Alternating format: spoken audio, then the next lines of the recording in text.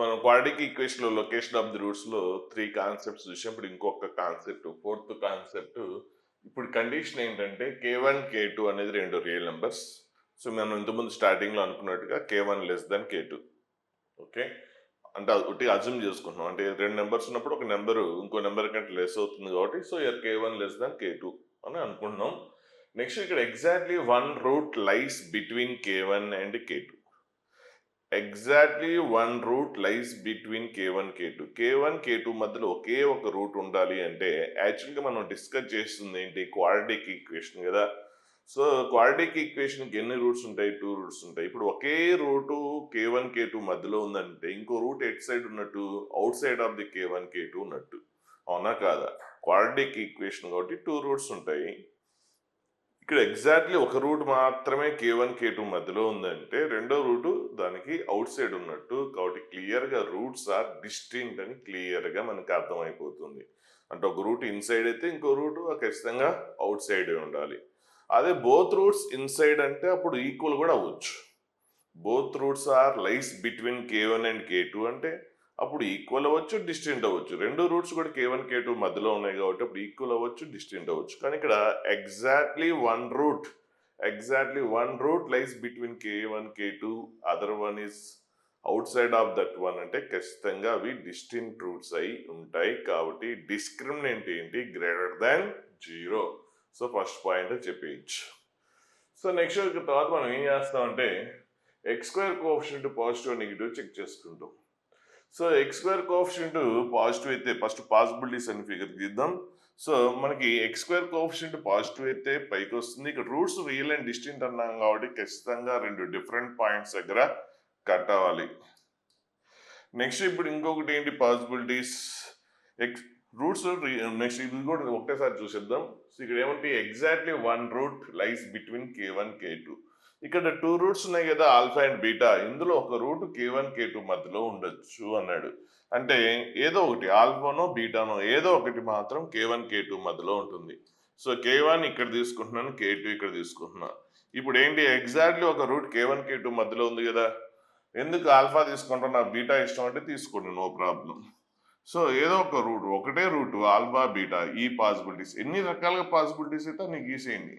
So ఇక్కడ ఏంటి K1 and K2. ఇక్కడ కూడా ఏంటి exactly one root lies between K1 and K2. ఇక్కడ ఆల్ఫా ఉంటే ఇక్కడ బీటా ఉంది. సో ఇది ఎప్పుడు a greater than 0, x square coefficient positive అయినప్పుడు అంటే a greater than 0. So upward. Next roots ఖచ్చితంగా డిస్టింట్ అవ్వాల్సిందే, ఈక్వల్ అయ్యే ఛాన్స్ లేదు. ఎందుకంటే ఒకే రూట్ K1 K2 మధ్యలో ఉంటే ఇంకో రూట్ అవుట్ సైడ్ ఉంటుంది కాబట్టి రూట్స్ డిస్టింట్ కాబట్టి so roots real and equal అవ్వదు. కాబట్టి కర్వ్ అనేది ఎక్స్ ని టచ్ అవ్వదు, జస్ట్ ఇంటర్సెక్ట్ మాత్రమే అవుతుంది. మరి ఎక్స్ స్క్వేర్ కోఎఫిషియంట్ పాజిటివ్ ఉండాలని రూల్ ఏముంది, ఎక్స్ స్క్వేర్ కోఎఫిషియంట్ నెగిటివ్ వచ్చు కదా. ఎక్స్ స్క్వేర్ కోఎఫిషియంట్ నెగిటివ్ అయితే అప్పుడు ఏమొస్తుంది, డౌన్వర్డ్ వస్తుంది. So downward. సో ఇప్పుడు కూడా 2 రూట్స్. ఇప్పుడు exactly one root lies between K1 and K2 అంటే ఇక్కడ K1 తీసుకుందాం, K2 తీసుకుందాం. సో వద్దు నేను బీటా తీసుకుంటాను K1 K2 మధ్యలో అంటే తీసుకోండి, నో ప్రాబ్లం. సో ఇదేంటి ఆల్ఫా, ఇది బీటా. సో ఇక్కడ K1, నెక్స్ట్ ఇదేంటి K2. సో మనకి పాసిబిలిటీస్ వాడు అన్నదాని ప్రకారం మన పాసిబిలిటీస్ తీస్తే ఈ 4 పాసిబిలిటీస్ వచ్చినాయి. సో ఈ ఆల్ 4 పాసిబిలిటీస్ లో exactly one root lies between K1 and K2. So క్లియర్గా మనకి డిస్క్రిమినెంట్ అనేది రూట్స్ రియల్ అండ్ డిస్టింక్ట్ కాబట్టి discriminant greater than 0. Discriminant greater than 0. Next ఇప్పుడు చూస్తే ఏ ఫిగర్లో చూసినా మనకు ఒక కామన్గా ఐడెంటిఫై అవుతుంది ఏంటంటే ఏ ఫిగర్లో చూసినా కూడా so F of K1 f of K2 opposite science ఉంటాయి చూడండి ఏ ఫిగర్లో చూసినా కూడా. అంటే ఇక్కడ K1 ఇది ఎఫ్ ఆఫ్ K1 అంటే పైన, K2 ఇక్కడ ఎఫ్ ఆఫ్ K2 అంటే కిందికి, ఒకటి పైకి అయితే ఇంకోటి ఏమైంది కిందకు ఉంది. నెక్స్ట్ ఇక్కడ చూద్దాం, ఈ ఫిగర్లో చూద్దాం. సో ఇక్కడ K1 ఇది ఎఫ్ ఆఫ్ K1 అంటే సో ఇది కరువు మీద గీసుకోవాలి కదా, స్ట్రైట్గా మనం ఏం చేయాలి, కరువు మీద గీసుకోవాలి. ఎఫ్ ఆఫ్ K1 ఇక్కడ. So next F of K2 అంటే ఏంటి, సో ఇక్కడ దీన్ని ఇంక ఎక్స్టెండ్ చేయండి. సో ఇది పైకి అంటే ఒకటి కిందకు ఉంటే ఇంకోటి ఎలా ఉంది, పైకి ఉంది. నెక్స్ట్ ఇక్కడ చూద్దాం, ఎఫ్ ఆఫ్ K1 ఏంటి, సో డౌన్వర్డ్. ఇక్కడ ఏంటి ఎఫ్ ఆఫ్ K2 ఏంటి, అప్వర్డ్. సో నెక్స్ట్ ఇక్కడ చూద్దాం, ఎఫ్ ఆఫ్ K1 ఏంటి పాజిటివ్, ఇక్కడ ఏంటి ఎఫ్ ఆఫ్ కే టూ ఏంటి నెగిటివ్. సో ఒకటి అప్వర్డ్ అయితే ఇంకొకటి ఏంటి డౌన్వర్డ్. సో ఇప్పుడు అన్నిట్లో మనం ఐడెంటిఫై చేస్తే క్లియర్గా అన్ని ఫిగర్స్ని అబ్జర్వ్ చేస్తే క్లియర్గా మనకు ఒకటి అర్థమైంది ఏంటంటే F of K one F of K two opposite అని అర్థమైంది. అంటే ఒకటి పైకి ఉంటే ఒకటి కిందకు ఉంది, అంటే ఒకటి అబోవ్ ద ఎక్స్ యాక్స్ అయితే ఇంకోటి బిలో ద ఎక్స్ యాక్స్ ఉంది, అంటే ఒకటి పాజిటివ్ అయితే రెండోది ఏమైంది నెగిటివ్ అయింది. కాబట్టి f of K one F of K two opposite science ఉంటాయని అర్థమైంది. మరి ఆపోజిట్ అయితే ఒకటి పాజిటివ్ ఒకటి నెగిటివ్ అయితే ప్రొడక్ట్ ఏమవుతుంది నెగిటివ్ అవుతుంది. కాబట్టి మనం ఏం చెప్పొచ్చు F of K one F of K two less than zero అని చెప్పొచ్చు. F of K one F of K two less than zero అని చెప్పొచ్చు. ఇంతకుముందు మనం వేరే కేసులు చూసినప్పుడు ఇంతకుముందు ప్రీవియస్ 3 చూసినప్పుడు ఏతో కాంబినేషన్ చేసాం. ఇక్కడ ఏతో వద్దు, ఎందుకంటే సరే ఏతో ఒకసారి చూద్దాం. ఏ పాజిటివ్ ఏ పాజిటివ్, ఇక్కడ ఎఫ్ ఆఫ్ కే వన్ ఏంటి ఇక్కడ పాజిటివ్, ఈ ఫిగర్లో a positive f of K one positive. కానీ ఇక్కడ ఏంటి a positive f of K one negative, అంటే కంప్లీట్ ఒకే ఫామ్ అవ్వట్లేదు. అంటే ఇంతకుముందు మనము a and f of K one signs చూసాం, రెండు సేమ్ అయితే a into f of K one positive అని రాసాం, ఆపోజిట్ అయితే a into f of K one negative అని రాసాం. ఇప్పుడు a into f of K one అట్లా ఎందుకు తీసుకోలేదు ఇక్కడ అంటే ఇంతకుముందు మనం చూసింది a combination f of k, అక్కడ కే వన్ కే టూ లేదు. సో ఇంతకుముందు దాంట్లో కే ఒక real number, next f a, ఈ రెండింటిని సైన్ అబ్జర్వ్ చేసి బోత్ సేమ్ అయితే ప్రొడక్ట్ పాజిటివ్ రాశాం, ఆపోజిట్ అయితే ప్రొడక్ట్ నెగిటివ్ రాశాం. మరి ఇక్కడ కూడా ఏ కాంబినేషన్ తోటి ఎందుకు తీసుకోలేదు అంటే ఒకటి యూనిఫామిటీ లేదు. అంటే ఇక్కడ a positive f of K one negative అయింది, మరి ఇక్కడ a positive f of K one negative ఒక ఆపోజిట్ ఉంది ఇక్కడ. నెక్స్ట్ ఇక్కడికి వచ్చేసరికి a negative f of K one negative ఉంది, చూసారా ఇక్కడ ఏ నెగిటివ్ ఉంది అంటే ఒకటి ఫిక్స్డ్ ఫాలో అవ్వట్లేదు. ఇక్కడేమో రెండు సేమ్ సైన్ ఉన్నాయి, ఇక్కడేమో ఆపోజిట్ సైన్స్ ఉన్నాయి కాబట్టి అందుకే అది తీసుకోవట్లేదు. సో ఫిక్స్డ్గా మనం చెప్పడానికి కుదరట్లేదు, అందుకే ఏ కాంబినేషన్ తోటి రాయలేదు. సో మనం F of K one F of K two చూసాం, కొద్దిగా గుర్తుపెట్టుకోండి కొద్దిగా. సో మిగిలిన వాటికి కొద్దిగా డిఫరెంట్గా ఉంది, అక్కడ ఏ కాంబినేషన్ తోటి రాయలేదు. So F of K one అన్ని ఫిగర్స్ పాజిటివిటీ చూస్తే కామన్గా మనకు ఐడెంటిఫై చేసింది ఏంటంటే F of K one F of K two opposite sign కాబట్టి ప్రొడక్ట్ లెస్ దాన్ జీరో. కానీ ఏకి ఎఫ్ ఆఫ్ కే వన్కి కామన్గా ఎక్కడా లేదు, ఇక్కడేమో ఆపోజిట్ ఉంటే ఇక్కడేమో సేమ్ ఉంది కాబట్టి కామన్గా ఏం లేదు. కాబట్టి ఏ కాంబినేషన్ తోటి ఏ ఇంటూ ఎఫ్ ఆఫ్ కే వన్గా అట్లా రాయట్లేదు, ఇక్కడ ఆ పాయింట్ ఐడెంటిఫై చేయండి. నెక్స్ట్ ఇంకా థర్డ్ పాయింట్ ఇంతకుముందు వెర్టెక్స్ చూసాం. ఇప్పుడు వెర్టెక్స్ అనేది ఎక్కడ ఉంటుంది అని చెప్పలేం, అంటే కే వన్ కే టూ మధ్యలో ఉంటుందా అది క్లియర్ చెప్పడానికి కుదరదు. ఇక్కడ వెర్టెక్స్ ఇది, so X equal to minus B by two A. So అది ఎక్కడ ఉంటుందని గట్టిగా చెప్పలేము. అంటే ఇక్కడ చూస్తే కే వన్ కే టూకి అవుట్ సైడ్ ఉంది, అదే కే టూ ఇక్కడ తీసుకున్నారనుకోండి, కే టూ అంటే ఎక్కడైనా తీసుకోవచ్చు కదా, ఈ మధ్యలో ఎక్కడైనా తీసుకోవచ్చు, ఒక రూట్ ఉండాలి కే వన్ కే టూ మధ్యలో. సో కే టూ ఇక్కడ ఎందుకు తీసుకోవాలి, ఇక్కడ తీసుకోవచ్చు, ఇక్కడ తీసుకోవచ్చు, ఇక్కడ కూడా తీసుకోవచ్చు, ఇక్కడ తీసుకోవద్దు. ఇక్కడ తీసుకుంటే ఏమవుతుందంటే బోత్ రూట్స్ కే వన్ కే టూ మధ్యలో వస్తాయి. ఇక్కడ కే టూ తీసుకుంటే ఆల్ఫా అండ్ బీటా రెండు కూడా కే వన్ కే టూ మధ్యలో వస్తాయి. సో ఎగ్జాక్ట్లీ వన్ కాబట్టి కే టూ అన్నది ఇక్కడే కాదు ఇక్కడ కూడా తీసుకోవచ్చు. మరి ఇక్కడ తీసుకుంటే అప్పుడు వెర్టెక్స్ ఏమొస్తుంది మధ్యలో కే వన్ కే టూ మధ్యలో ఉంది. ఒకవేళ ఇక్కడ తీసుకుంటే వెర్టెక్స్ ఎలా ఉంది k one k two outside ఉంది, అంటే ఫిక్స్డ్గా ఇక్కడ కూడా అది కూడా మైనస్ బి బై టూ అని ఫిక్స్డ్గా ఒక రూల్ ఫాలో అవ్వలేదు.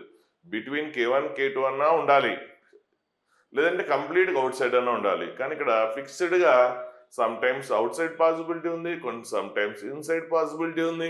సో ఫిక్స్డ్గా మనం ఒక రూల్ ఫాలో అవ్వట్లేదు కాబట్టి ఆ పాయింట్ మనం కన్సిడర్ చేయట్లేదు. ఇక్కడ మనం డిస్కస్ చేస్తుంది ఏంటంటే ఓన్లీ దీస్ 2 పాయింట్స్ అంతే.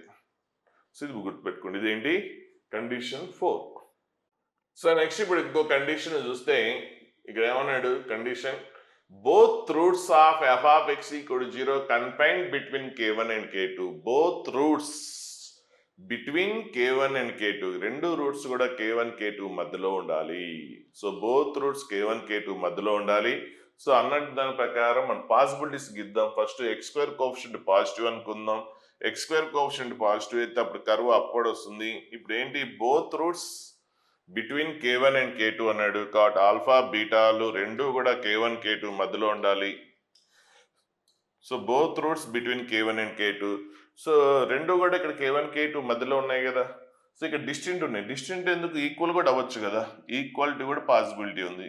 అంటే ఇక్కడ కూడా ఇప్పుడు ఈక్వాలిటీ చూద్దాం. సో ఇప్పుడు ఏంటి, ఆల్ఫా ఈక్వల్ బీటా.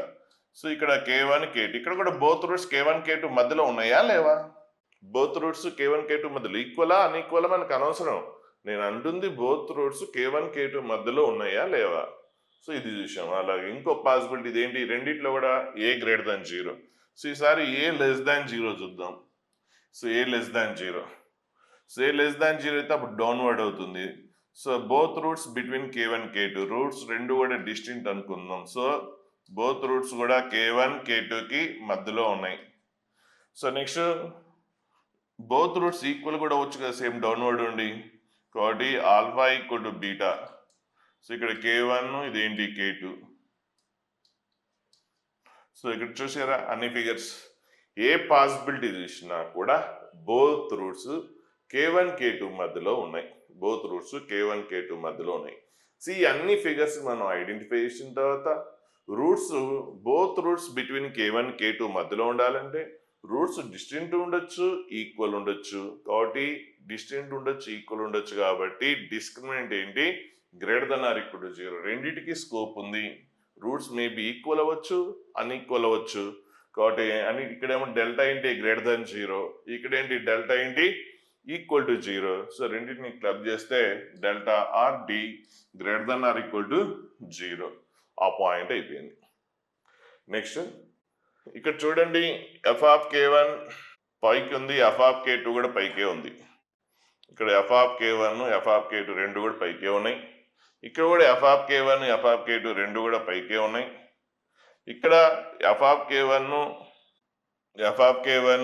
నెగిటివ్ ఉంది, ఇక్కడ ఎఫ్ ఆఫ్ K2 నెగిటివ్ ఉంది. ఇక్కడ ఎఫ్ ఆఫ్ K1 నెగిటివే ఉంది, ఎఫ్ ఆఫ్ K2 నెగిటివే ఉంది. ఇప్పుడు అన్ని ఫిగర్స్ని ఐడెంటిఫై చేస్తే ఈ రెండిట్లోనేమో f of K1 f of K2 both positive. ఈ రెండు ఫిగర్స్ చూస్తే F of K1 f of K2 రెండు కూడా నెగిటివ్. సో క్లియర్గా మనం అన్ని ఫిగర్స్ని ఐడెంటిఫై చేస్తే బోత్ హ్యావ్ సేమ్ సైన్ అని ఐడెంటిఫై చేసాం. అయితే బోత్ పాజిటివ్ ఉన్నాయి, అయితే బోత్ నెగిటివ్ ఉన్నాయి. ఇక్కడ రెండు బోత్ పాజిటివ్, ఇక్కడ బోత్ నెగిటివ్. కాబట్టి బోత్ పాజిటివ్కి స్కోప్ ఉంది, బోత్ నెగిటివ్ కూడా స్కోప్ ఉంది. మరి బోత్ అంటే రెండు సేమ్ సైన్ అని క్లియర్గా అర్థమైపోయింది. మరి బోత్ హ్యావ్ సేమ్ సైన్ అయితే అప్పుడు ప్రొడక్ట్ ఏమవుతుంది, పాజిటివ్ అవుతుంది. కాబట్టి ప్రొడక్ట్ పాజిటివ్ అవుతుంది. కాబట్టి ఇంతకుముందు మనకి చూసిన దాంట్లో ఆపోజిట్ సైన్ ఉంది, ఇప్పుడు బోత్ సేమ్ సైన్ కాబట్టి, సో ఇంతకుముందు ఆపోజిట్ సైన్ కాబట్టి ప్రొడక్ట్ మనం లెస్ దాన్ 0 అని రాసాం ప్రీవియస్ కేసులో 4th వన్లో. ఇప్పుడు బోత్ హ్యావ్ సేమ్ సైన్ కాబట్టి f of K1 into f of K2 f of K1 into f of K2 both same sign అయితే, both positive or both negative అయితే product ఏమవుతుంది, positive అవుతుంది. కాబట్టి ఇది రాద్దాం అనుకుంటాం కానీ రాయొద్దు. ఎందుకు అంటే నెక్స్ట్ కేసు చూసినప్పుడు చెప్తాను. ఇప్పుడు చెప్పినా కూడా కొద్ది కన్ఫ్యూజ్ అవుతారు. సో ఇప్పుడు నేను అది రెండింటిని క్లబ్ చేయట్లేదు. ఎందుకు, ఇంతకుముందేమో both have opposite sign. So అంటే ఒకటి పాజిటివ్ అయితే ఒకటి నెగిటివ్. కాబట్టి ప్రొడక్ట్ రెండింటిని క్లబ్ చేసి రాసాం, ప్రొడక్ట్ లెస్ దాన్ 0 రాసాం. అలా ఇక్కడ రెండు అయితే బోత్ పాజిటివ్ బోత్ నెగిటివ్. ఎందుకు మరి రెండు సేమ్ సైన్ ఉన్నప్పుడు ప్రొడక్ట్ పాజిటివ్ రాయొచ్చు కదా, క్లబ్ చేసి రాయొచ్చు కదా, రాయము, ఇండివిజువల్గా రాస్తాం. ఎందుకు అన్నది తర్వాత కేసులో చూద్దాం. సో ఇక్కడ పాయింట్ మీరు అది గుర్తుపెట్టుకోండి. సో ఇండివిజువల్ రాస్తున్నాం. ఇక్కడ చూస్తే a positive f of K1 positive, ఇక్కడ a positive f of K1 కూడా పైకే ఉంది పాజిటివ్. నెక్స్ట్ ఇక్కడ a negative f of K1 negative. చూడండి ఇక్కడ a negative f of K1 negative. ఇక్కడ a and f of K1 రెండు సేమ్ సైన్ అయితే ఈ రెండిట్లో బోత్ పాజిటివ్ అయినాయి, ఏ అండ్ ఎఫ్ ఆఫ్ K1. ఈ రెండు ఫిగర్లో a and f of K1 both negative ఉన్నాయి, అయితే both positive or both negative. కాబట్టి ప్రొడక్ట్ ఏమవుతుంది, పాజిటివ్ అవుతుంది. కాబట్టి మనం అట్లా క్లబ్ చేసి రాయకుండా ఇట్లా ఇండివిజువల్గా రాస్తున్నాం. A into f of K1 greater than 0, both positive or both negative. కాబట్టి ప్రొడక్ట్ ఏంటి, పాజిటివ్. నెక్స్ట్ అలాగే K2కి ఏకి రిలేషన్ చూస్తే K2 పాజిటివ్ ఏ పాజిటివే. ఇక్కడ K2 positive, A positive. So ఇక్కడ రెండు పాజిటివ్సే. ఇక ఈ ఫిగర్లోకి వస్తే K నెగిటివ్, A నెగిటివ్. ఇక్కడ K2 నెగిటివ్, A నెగిటివ్. ఇక్కడ కూడా ఫస్ట్ టూ ఫిగర్స్లో రెండు పాజిటివ్, సెకండ్ టూ ఫిగర్స్లో రెండు నెగిటివ్. కాబట్టి బోత్ అయితే పాజిటివ్ అవుతాయి, లేదంటే బోత్ నెగిటివ్ అవుతాయి. కాబట్టి ప్రొడక్ట్ ఏమవుతుంది? పాజిటివ్ అవుతుంది. కాబట్టి మనం థర్డ్ పాయింట్ కూడా రాసేసాం.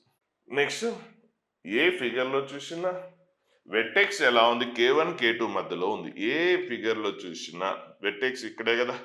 సో వెట్టెక్స్ ఇది. వెట్టెక్స్ ఖచ్చితంగా K1 K2 మధ్యలోనే ఉంటుంది. ఎందుకంటే బోత్ రూట్సే K1 K2 మధ్యలో ఉన్నప్పుడు వెట్టెక్స్ అదంతా వద్దులేండి ఎందుకు మనకి.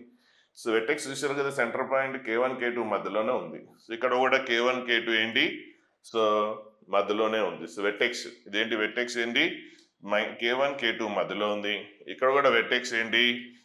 సో వెట్టెక్స్ x ఎంత? -b/2a. So -b/2a K1 K2 మధ్యలోనే ఉంది x వాల్యూ. సో అంటే వెట్టెక్స్లో x కోఆర్డినేట్. నెక్స్ట్ ఇక్కడ కూడా వెట్టెక్స్ x కోఆర్డినేట్ ఏంటి? -b/2. వెట్టెక్స్లో x coordinate -b/2a.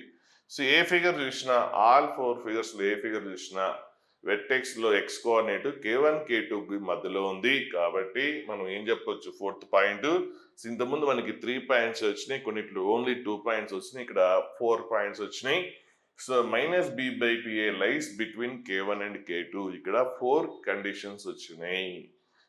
First దాంట్లోనేమో 3 conditions వచ్చినాయి ఫస్ట్ 2లో. ఫోర్త్ దాంట్లో ఓన్లీ 2 కండిషన్స్ వచ్చినట్టున్నాయి. ఇక్కడికి వచ్చేసరికి 4 కండిషన్స్ వచ్చినాయి. సో మనం ఇండివిజువల్ రాసాం, అలా రాయలేదు ఎందుకు అన్నది నెక్స్ట్ చూస్తే మనకి క్లారిటీ వస్తుంది. నెక్స్ట్ లాస్ట్ వన్ చూస్తే condition 6th one. So K1 K2 lies between the roots. K1 K2 ఇంతకుముందేమో రూట్స్ బిట్వీన్ K1 K2 అయితే ఇప్పుడు K1 K2 lies between the roots. K1 K2 lies between the roots. Roots మధ్యలో K1 K2 ఉండాలి. కాబట్టి roots మధ్యలో K1 K2 ఉండాలంటే roots ఖచ్చితంగా distinct అయి ఉంటేనే కదా మధ్యలో వేరే స్పేస్ వచ్చేది. రెండు డిస్టింక్ట్ అయితేనే మధ్యలో ఏమైనా ఎంటర్ అవడానికి స్కోప్ ఉంటుంది. సో ఇక్కడ K1 K2 ఏమన్నాడు? Between the roots. So x² coefficient positive అయితే అప్వర్డ్. సో ఇక్కడ రూట్స్ ఈక్వల్ అయ్యే ఛాన్స్ లేదు. ఎందుకంటే రెండు రూట్స్ మధ్యలో K1 K2 మధ్యలో రావాలి. K1 K2 లేని రూట్స్ మధ్యలో రావాలంటే రెండు డిస్టింక్ట్ అయితేనే మధ్యలో వేరే వాళ్ళు ఎంటర్ అవ్వడానికి స్కోప్ ఉంటుంది. కాబట్టి K1 K2 అనేది ఆల్ఫా బీటా మధ్యలో ఎంటర్ అవ్వాలంటే వాళ్ళిద్దరూ దూరంగా ఉండాల్సిందే. అదే x² కోఎఫిషియంట్ నెగిటివ్ అయితే డౌన్వర్డ్ ఉంటుంది. సో ఇక్కడ మనకి రూట్స్ రియల్ అండ్ ఈక్వల్ అయ్యే ఛాన్స్ లేదు. ఓకేనా? సో రెండు సేమ్ అయితే మధ్యలో K1 K2 ఎలా ఎంటర్ అవుతుంది? అలాగే A<0 అయితే డౌన్వర్డ్. సో రూట్స్ ఖచ్చితంగా డిస్టింక్ట్ అవ్వాల్సిందే. సో ఇది ఆల్ఫా, ఇది బీటా. నెక్స్ట్ ఇప్పుడు K1 K2లు రూట్స్ మధ్యలో ఉండాలి. కాబట్టి ఈ రెండు డిస్టింక్ట్ అయితేనే మధ్యలో వీళ్ళు ఎంటర్ అవుతారు. కాబట్టి వాళ్ళిద్దరిని వీళ్ళంత దూరంగా విడగొడితే K1 K2ని ఇన్సర్ట్ చేయడానికి మనకి స్కోప్ ఉంటుంది. సో ఇప్పుడు ఇవే పాసిబిలిటీస్, ఇంత మించిన పాసిబిలిటీస్ ఫిగర్స్ గీయడానికి ఇంకేం లేవు. So A positive, A negative roots real and equal అయ్యే స్కోప్ లేదు.